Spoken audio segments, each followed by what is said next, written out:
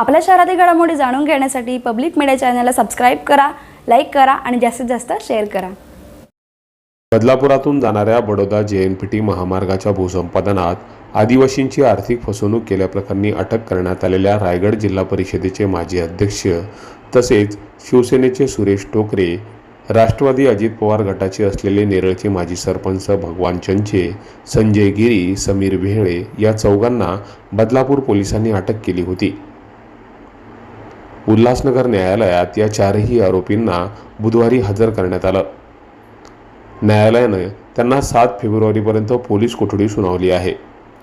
बदलापूर ग्रामीण पोलिसांनी या चौघांना अटक केली होती। महामार्गाच्या भूसंपादनात 10 आदिवासी असलेल्या जागा मालकांच्या बँक खात्यातील 74 लाखांपेक्षा जास्त रक्कम या आरोपींनी परस्पर स्वतःच्या खात्यात वळवली होती। दरम्यान चारही आरोपींना 2 दिवसाची पोलीस कोठडी मिळाल्यानंतर आता पोलीस चौघांचा कसून तपास करणार आहेत।